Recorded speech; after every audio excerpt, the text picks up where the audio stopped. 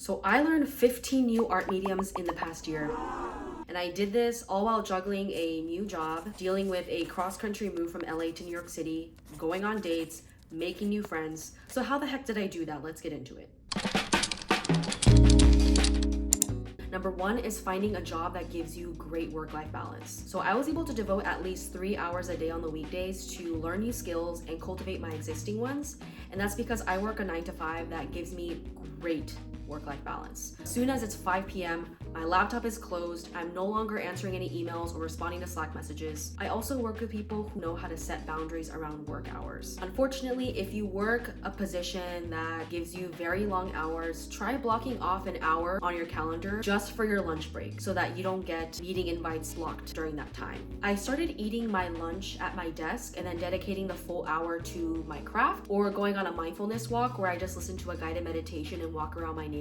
And doing this made me feel way more energized when I got back to my desk. It just gave my brain a space to breathe and wander a little bit, and those are two things that I need for my creative practice. If you're in between jobs right now, it's very important that you create a recruiting strategy to make sure that the next job that you apply for has that work-life balance that you're looking for. And there are ways to learn what the work-life balance is like. The first thing you should be looking at is the job description. So if you see words like fast-paced or competitive environment, run. It usually means that your manager will expect you to work long hours, sometimes work on the weekends. It's going to be a very time-consuming and very demanding position. So sometimes even just looking at the description will let you know or give you a sense of what the work culture is going to be like. Number two is also using your network. If you have any connections with people who are working at the company that you're trying to apply for, just send them a LinkedIn message or even just a casual Instagram DM. It could be very informal. Just ask them, what is it like working at XYZ company? And they can give you a sense of what it's like. The third way is through the interview. So if you're in the interview process,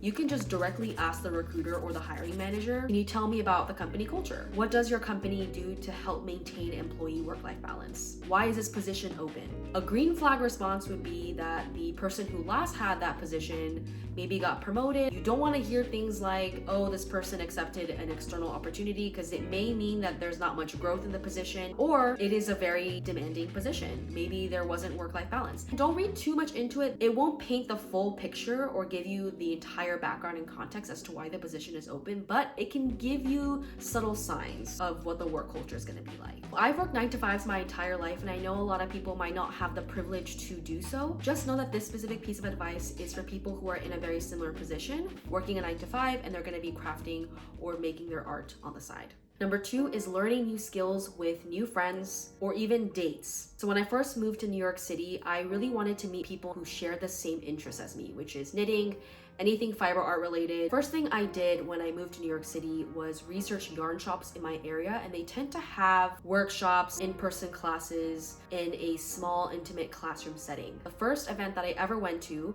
was a sweater craft circle held at Cleo's yarn shop, which is a yarn shop over in Brooklyn. And it was so fun because I felt like the majority of the group did not know each other, so we were all kind of going by ourselves with the same intent of crafting and making new friends. So you won't be in a situation where you're the oddball out amongst a group full of people who have known each other for like 5+ years. Because I know it can be very difficult to integrate yourself into the conversation when you're in a situation like that. Just know that a lot of these craft circles are very small groups and they are very open to meeting new people. And if you don't know how to knit or crochet or craft in general, just know that these yarn shops also have beginner 101 classes where you can actually learn these new skills in a small group setting.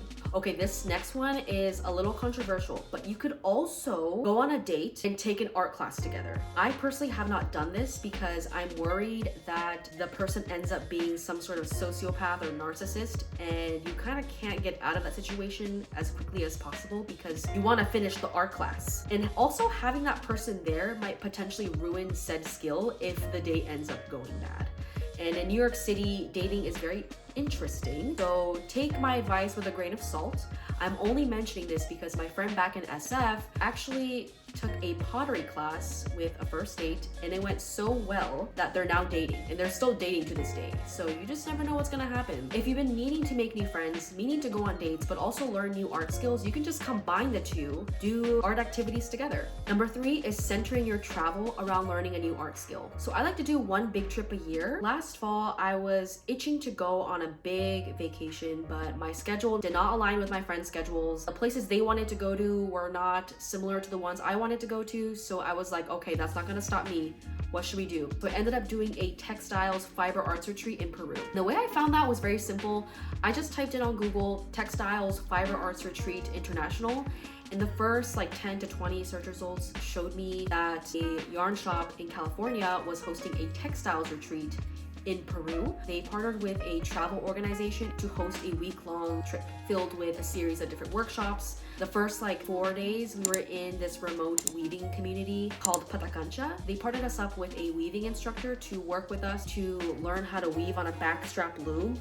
It was amazing, very difficult and very laborious hobby. They also taught us how they source wool from alpaca and sheep, how they spin and dye yarn from local materials in Peru. It was a group of maybe 15 people total, including myself. The ages spanned all ages, but we all came together over our shared love for the fiber arts. We all brought our own knitting and crochet projects. It was the coolest thing I've ever done, and it's such a great way to meet people from around the world, and you get to learn a new hobby as well. So another example of killing two birds with one stone if you've been meaning to travel and learn a new skill. And number 4 is a very important one for me emotionally. Give yourself permission to learn new skills. I consider myself an artist, but it took me a very long time to kind of get to that point because the title artist implies that you may sell art full-time, you might have a formal art education, you really work to master a single art medium. Society tends to place a lot of significance and weight towards these masters of one, but jack of all trades, people who really want to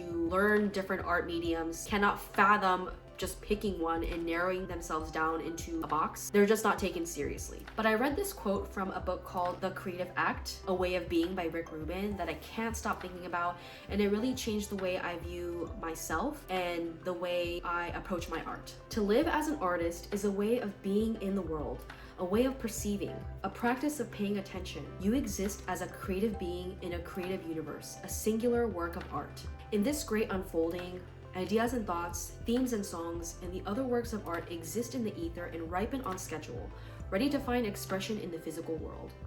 As artists, it is our job to draw down this information, transmute it, and share it. We are all translators for messages the universe is broadcasting. In this passage, art is energy. It is all around us as ideas and thoughts, but it's ready to be brought to fruition into physical art, in the form of music, in the form of dance. And reading this made me realize that jack of all trades, people who want to experiment with different art mediums, we require different channels to access and harness this creative energy that exists all around us. Some people only require one channel. They just need one art medium to access creative energy. That's what I was thinking about when I read this passage, and it really just changed the way I view my creative practice. So what I'm trying to say is, give yourself permission to learn these new skills. I think it's really important to accept this mindset before you even attempt to learn these new art mediums. This is all part of your journey to connect with your inner voice and also to connect with this energy around us, this creative energy. So these are the top ways that I was able to teach myself 15 different art mediums in the past year. I hope this was helpful. If you have any questions about creativity, any of the art projects that I finished in the past year, let me know in the comments and maybe I'll make a video about it. See you on my next video.